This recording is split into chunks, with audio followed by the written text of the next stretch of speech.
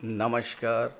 मैं वीके शास्त्री अपने चैनल के माध्यम से आप सभी दर्शकों का बहुत बहुत स्वागत करता हूं।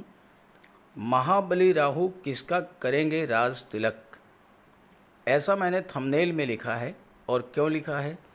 क्योंकि राहु 23 मई 2024 से 3 अक्टूबर 2024 के बीच महाबली हो रहे हैं, अर्थात अंश बल के आधार पर युवावस्था में गोचर करेंगे। कोई भी ग्रह जब युवा होता है तो उसका अंश बल 12 डिग्री से 18 डिग्री के बीच होता है।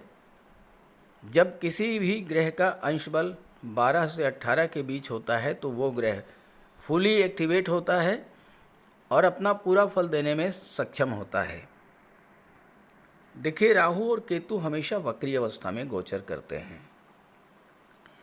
30 अक्टूबर 2023 को जब राहु मीन राशि में आए, उस समय उनका अंश बल 0 डिग्री था और वो लगभग निष्क्रिय अवस्था में थे। धीरे धीरे राहु का अंश बल बढ़ना शुरू हुआ। चूँकि राहु केतु हमेशा वक्री अवस्था में ही गोचर करते हैं, तो इनका अंश बल 0 डिग्री के बाद 30 degree, 29 degree, 28 degree, 26 degree, 25 degree, इस तरह से धीरे धीरे बढ़ना शुरू हुआ। और जैसे ही राहु का अंश बल 18 डिग्री होगा तो राहु युवावस्था में प्रवेश कर जाएंगे और अंश बल 12 डिग्री रहने तक युवा रहेंगे।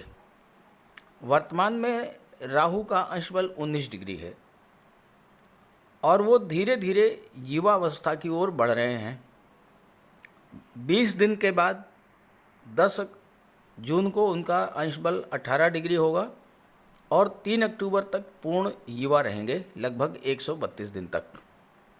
तो क्या करेंगे युवा राहु, इसी का विश्लेषण करेंगे इस वीडियो में।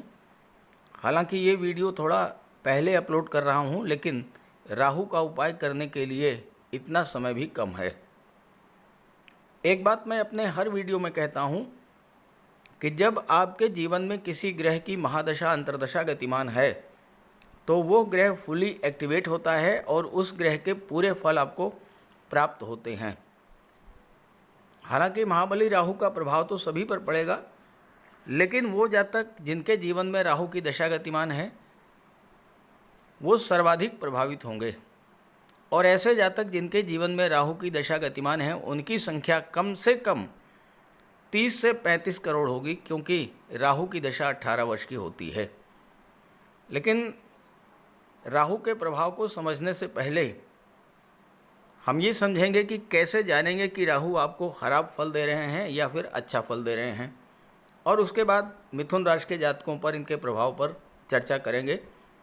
ये विश्लेषण आपकी चंद्र राशि के आधार पर किया जा रहा है और वीडियो के अंत में मैं आपको राहु के उपाय भी बताऊंगा। राहु को ज्योतिष शास्त्र में दैत्यों के सेनापति की संज्ञा दी गई है और हमारे जीवन की 60 to 70% समस्याओं का कारण राहु ही होते हैं। लेकिन आज के समय में राहु ही हमें वो सब कुछ दे सकते हैं जो हम पाना चाहते हैं, क्योंकि कलयुग के किंग हैं राहु। राहु एक ऐसा ग्रह है जो अचानक से विपरीत दिशा से एक्टिवेट होकर कार्य करने लगता है। आपका कोई काम काफ़ी दिनों से नहीं हो पा रहा था, अचानक से राहु की अंतर्दशा या प्रत्यंतर दशा शुरू हुई, आपका वो काम एकदम से पूरा हो गया। राहु के भीतर अतीन्द्रिय शक्ति है और उसमें हर तरह के षड्यंत्र को समझने की क्षमता है, उससे निपटने की भी क्षमता है राहु में। राहु विदेश के भी कारक हैं और इसलिए जिनकी कुंडली में राहु अच्छा होता है वो विदेश जाते हैं, विदेश में बहुत अच्छा धन अर्जित करते हैं। आज की डेट में राहु, केतु, शनि और मंगल जिन्हें पाप ग्रह की संज्ञा दी गई है, वही हमें जीवन में ऊपर उठाते हैं, धन वैभव देते हैं, मान सम्मान देते हैं और हर तरह का सुख भी देते हैं। इसलिए जब भी मनुष्य के जीवन में राहु की महादशा या अंतर्दशा शुरू हो, उस समय व्यक्ति को विशेष सावधानी बरतनी चाहिए। राहु का निरंतर उपाय करते रहना चाहिए ताकि राहु के शुभ फल प्राप्त हो सके। लेकिन यही राहु अगर कुंडली में अशुभ हुए तो तरह तरह के कष्ट देते हैं, बनते बनते काम बिगड़ जाते हैं। तो कैसे पहचाने कि कुंडली में राहु हमें अशुभ फल प्रदान कर रहे हैं? क्योंकि हर व्यक्ति तो ज्योतिष का ज्ञाता होता नहीं है, तो कैसे पता लगेगा कि राहु हमारी कुंडली में हमें अशुभ फल दे रहे हैं? देखिए, कुछ लक्षण मैं आपको बता रहा हूँ। अगर राहु खराब हों तो सबसे पहले तो हमारी मानसिकता को खराब कर देते हैं। मन में लगातार नेगेटिव फीलिंग्स आती हैं, एक अनजाना सा भय हमेशा बना रहता है। राहु हमारी सोच को नेगेटिव कर देते हैं, हमें ये लगता है कि हम जीवन में कुछ कर ही नहीं सकते। मन में भ्रम की स्थिति पैदा होती है और हम रस्सी को भी सांप समझकर उससे डरते रहते हैं। अगर आपके साथ लगातार चीटिंग हो रही हो, लगातार धोखा मिल रहा हो, सरकार से जुड़े कार्यों में लगातार असफलता मिल रही हो, किसी भी काम में मन ना लग रहा हो, अचानक से अशुभ घटनाएं आपके जीवन में घटित होने लगें, तो आप ये समझ जाइए कि राहु आपके जीवन में खराब फल दे रहे हैं और तुरंत राहु का उपाय कीजिए। इसके अलावा राहु खराब हो तो घर में कबाड़ जमा होने लगता है, खास करके इलेक्ट्रिक आइटम्स का कबाड़। राहु पारिवारिक जीवन को खराब कर देते हैं, पति पत्नी के संबंध खराब कर देते हैं, आपस में भ्रम और गलतफहमी की स्थिति भी बना देते हैं। राहु शुभ कब होता है, अब ये भी समझ लें। जब कुंडली में केंद्र के भाव या त्रिकोण के भाव में गोचर करें और अकेले गोचर करें। केंद्र के भाव 1, 4, 7, दशम भाव को विष्णु स्थान कहा जाता है, पंचम और नवम भाव को लक्ष्मी स्थान कहा जाता है। और अगर राहु इन भाव में अकेला ही गोचर करे तो राहु अपनी महादशा, अंतर्दशा या प्रत्यंतर दशा के दौरान अत्यंत शुभ फल प्रदान करेंगे और आपको रंक से राजा भी बना देंगे। लेकिन ध्यान दीजिएगा कि अगर राहु के साथ त्रिषडाय भाव के स्वामियों की युति बन जाए, यानी राहु के साथ तीसरे भाव, छठे भाव या 11वें भाव के स्वामी आकर के बैठ जाएं, तो ये जिस भाव में गोचर कर रहे हैं उस भाव के अशुभ फल आपको प्राप्त होंगे। लेकिन ध्यान दीजिएगा, कुंडली का दशम भाव इसका अपवाद है। दशम भाव में राहु हो और उनके साथ त्रिषडाय भाव के स्वामी भी बैठे हों, तब भी राहु शुभ फल ही देगा। तो इसी आधार पर विश्लेषण करेंगे कि अलग अलग राशि के जातकों को महाबली राहु क्या फल प्रदान करेंगे। तो ये है 23 मई 2024 की कुंडली। आप इसमें देखिए, राहु का अंश बल है 19 डिग्री। राहु और केतु दोनों का अंश बल है 19 डिग्री। देखिए, राहु 19 डिग्री, केतु 19 डिग्री। अब राहु और केतु हमेशा वक्री रहते हैं, इसलिए इनका अंश बल जो है वो अपोजिट डायरेक्शन से बढ़ता है। 19 डिग्री हुआ, इसके पहले 20 रहा होगा, इसके पहले 21 रहा होगा, 21 से 20 हुआ, 20 से 19 हुआ, 19 से 18 होगा, 18 से 17 होगा, 17 से 16 होगा और ऐसे अंश बल इनका बढ़ता जाएगा। अब ये देखिए, 19 डिग्री है 23 मई को। इसके बाद 10 जून की स्थिति मैं आपको दिखा रहा हूँ। 10 जून को देखिए, राहु का अंश बल कितना है, 18 डिग्री आ गया। Rahu 18 degree, Ketu 18 degree. तो 23 मई से 10 जून के बीच में युवावस्था में प्रवेश किया राहु ने और 18 अंश पर आ गए 10 जून को, और 10 जून को पूरी तरह से युवावस्था में आ गए। अब इसके बाद 3 अक्टूबर की कुंडली मैं आपको दिखा रहा हूँ। 3 अक्टूबर को राहु का अंश बल देखिए। 3 अक्टूबर को राहु का अंश बल है 12 डिग्री। देखिए यहाँ पर 12 डिग्री लिखा हुआ है राहु के सामने। राहु मीन राशि में है 12 डिग्री, और केतु भी आप देख लीजिए, केतु भी 12 डिग्री पर हैं। तो इसका मतलब ये हुआ कि 23 मई से लेकर के 3 अक्टूबर के बीच राहु युवावस्था में रहेंगे और युवावस्था में अपना पूरा फल आपको प्रदान करेंगे। तो आइए अब समझते हैं कि इन 4 महीनों में राहु आपको क्या क्या फल प्रदान करने जा रहे हैं। तो ये है मीन राशि के जातकों की कुंडली। राहु का गोचर आपकी कुंडली के 10वें भाव में है, जहाँ से आपके करियर प्रोफेशन की बात की जाती है। केतु 4थे भाव में, शनि 9वें भाव में और गुरु विदेश के भाव में गोचर कर रहे हैं। जैसा मैंने बताया कि राहु का गोचर जब त्रिषडाय भाव के स्वामियों के साथ होता है तो राहु बहुत खराब फल देते हैं, अन्यथा केंद्र और त्रिकोण के भाव में राहु बहुत अच्छा फल देते हैं।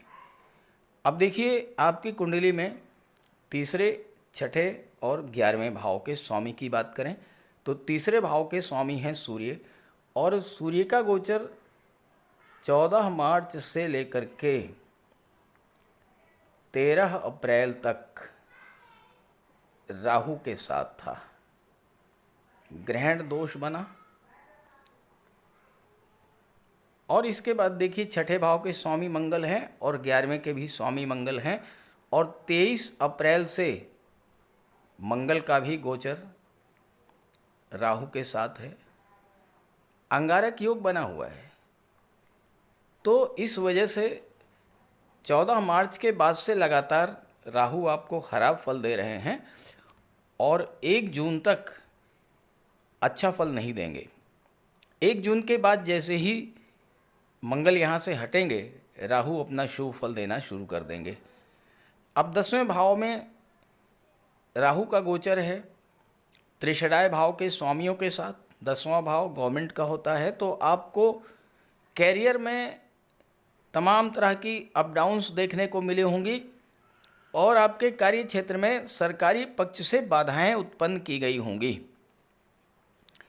सरकार से जुड़े अधिकारियों का आपको सहयोग नहीं मिला होगा, और बहुत से जातकों के साथ, हालांकि सबके साथ नहीं, लेकिन जिनकी कुंडली में केतु की महादशा या अंतर्दशा गतिमान रही होगी, हो सकता है लगी लगाई नौकरी भी छूट गई हो। कैरियर में उठापटक की स्थिति देखने को मिली होगी, आपके मान सम्मान में कमी आई होगी, गवर्नमेंट के पास आपका पैसा फंस गया होगा, और सबसे बड़ी बात कि काम में आपका मन नहीं लगा होगा।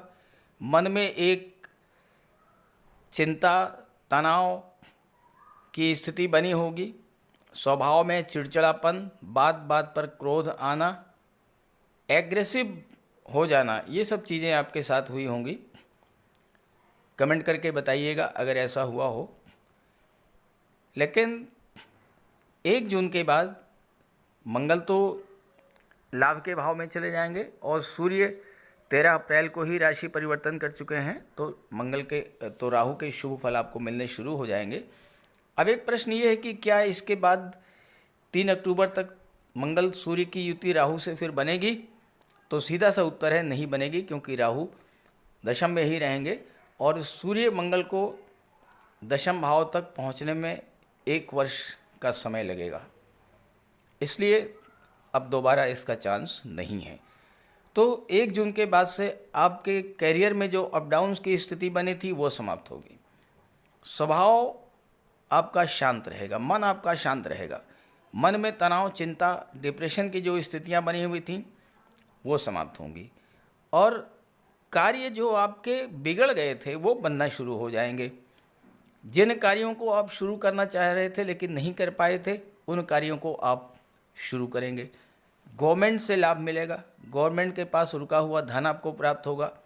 जो लोग राजनीति में हैं उनके लिए भी 1 जून के बाद का समय बहुत महत्वपूर्ण रहेगा। प्रशासन में बैठे लोगों का सहयोग आपको मिलेगा, गवर्नमेंट से आपको धन मिल सकता है, सरकारी पक्ष का सहयोग मिलेगा। नई नौकरी और नए व्यापार के लिए 10 जून के बाद का समय बहुत अनुकूल है। आपके पिता की भी भाग्योन्नति होगी और आपको अपने पिता से भी लाभ की प्राप्ति होगी।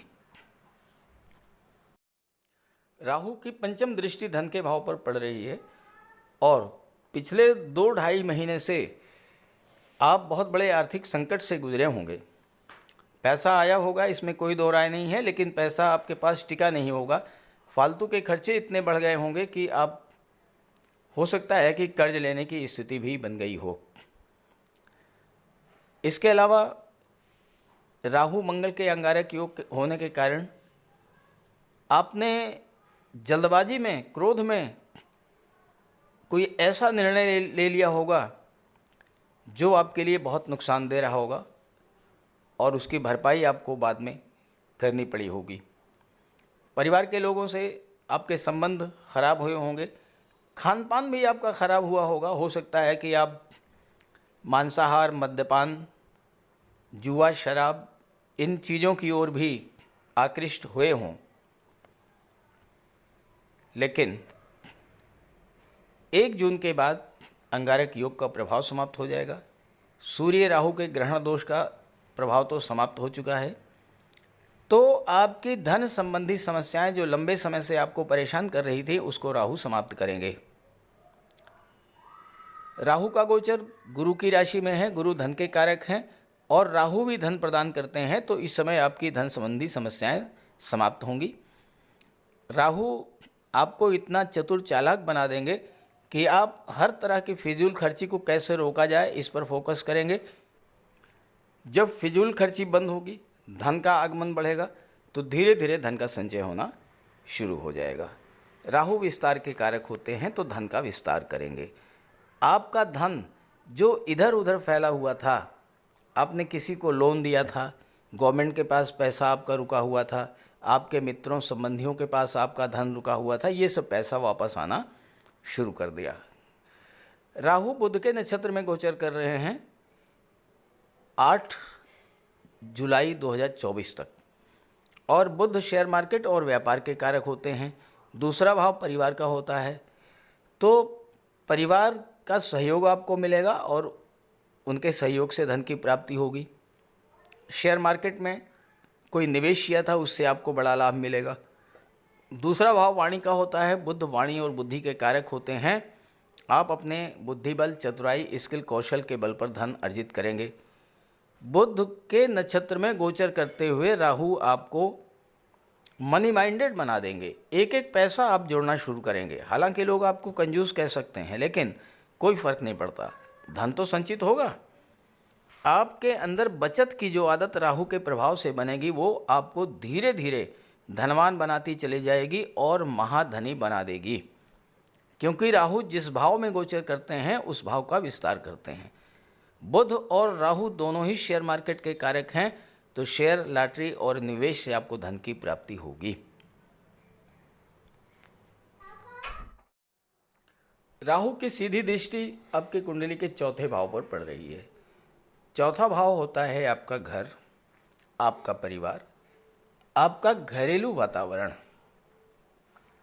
और पिछले 2 महीने से आपके घर का माहौल बहुत ख़राब चल रहा होगा।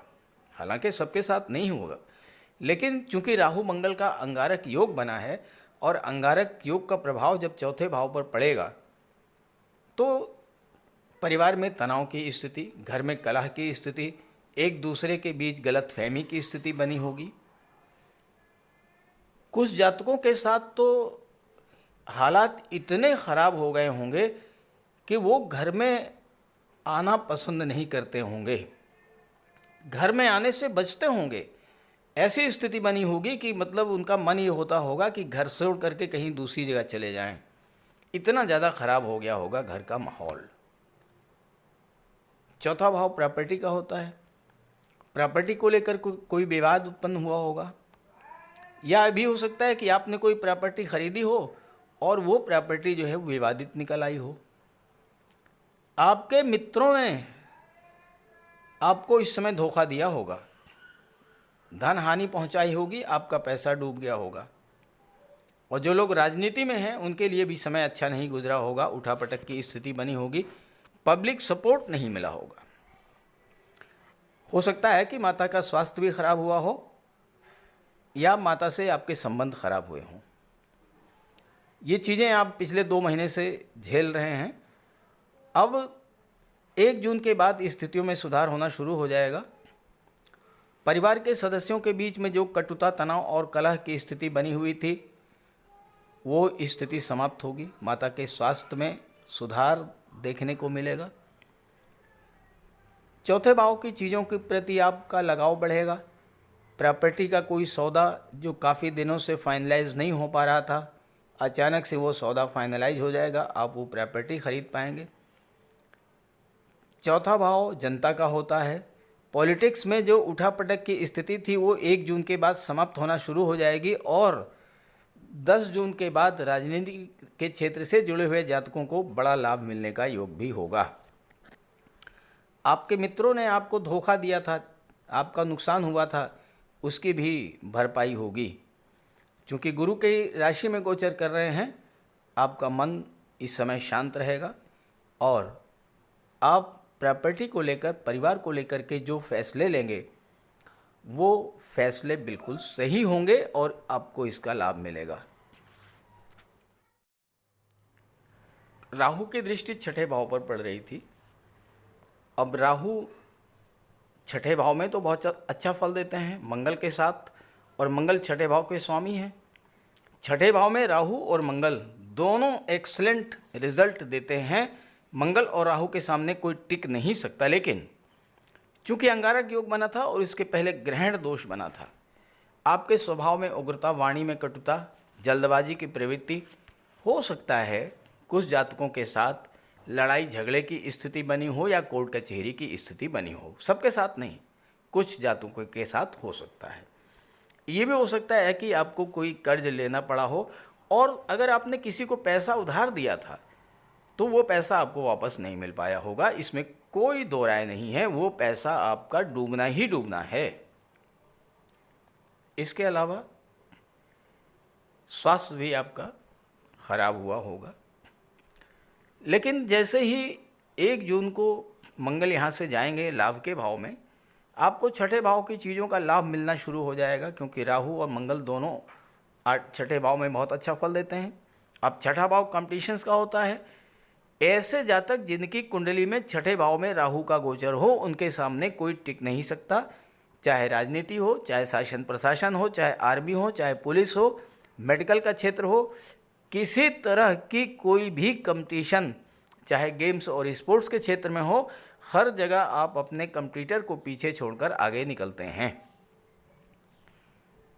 कोर्ट कचहरी का मैटर कोई था वो समाप्त होगा, शत्रुता, लड़ाई झगड़े समाप्त होंगे, और साथ ही साथ 6ठा भाव नौकरी का होता है और यहाँ पर राहु आपके लिए बहुत अच्छा फल प्रदान करेंगे, चूँकि मंगल की राशि है 6ठे भाव में, और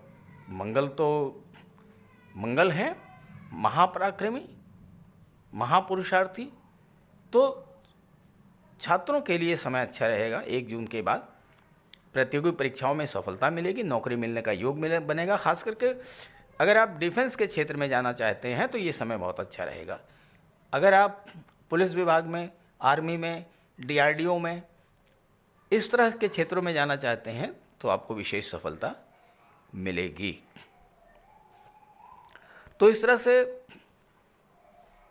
राहु ने आपके लिए पिछले 2 महीने से काफ़ी परेशानियां उत्पन्न की होंगी, लेकिन सबके साथ नहीं हुआ होगा। देखिए, ऐसा भी हो सकता है कुछ जातकों के साथ ये भी हुआ होगा कि इसी गोचर काल में राहु ने बहुत अच्छा लाभ दिया होगा, धन का लाभ मिला होगा, पद प्रतिष्ठा का लाभ मिला होगा, मान सम्मान बढ़ा होगा, धन की प्राप्ति हुई होगी, प्रॉपर्टी का लाभ मिला होगा, अचानक से कोई डूबा हुआ पैसा मिला होगा। तो क्या सभी को एक जैसा उपाय करना है? कतई नहीं। जिन जातकों को राहु ने कष्ट दिया उनके लिए आगे उपाय बताने जा रहा हूँ, वो उपाय करें। लेकिन जिन जातकों को राहु ने कष्ट नहीं दिया, जिनके लिए राहु अच्छे हैं, वो दूसरा उपाय करेंगे। क्या करना है? राहु को आकर्षित करना है। कैसे करेंगे? शनिवार के दिन ओम रांग राहवे नमः, ओम रांग राहवे नमः इसका जाप करें। राहु को जो कलर्स पसंद हैं उस कलर्स के वस्त्र धारण करें। ब्लू कलर है, स्मोकी कलर है, इन रंग के कपड़े पहने।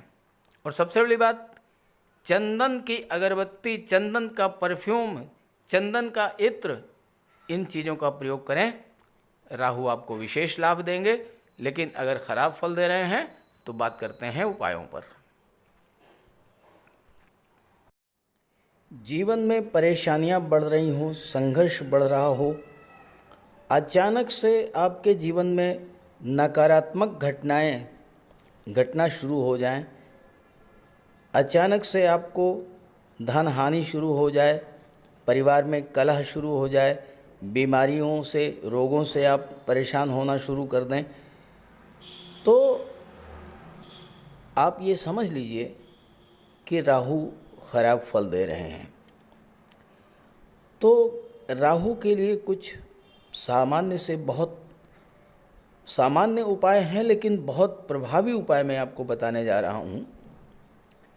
देखिए, देवाधिदेव भगवान भोले शंकर ये शनि पर भी नियंत्रण रखते हैं और राहु पर भी नियंत्रण रखते हैं।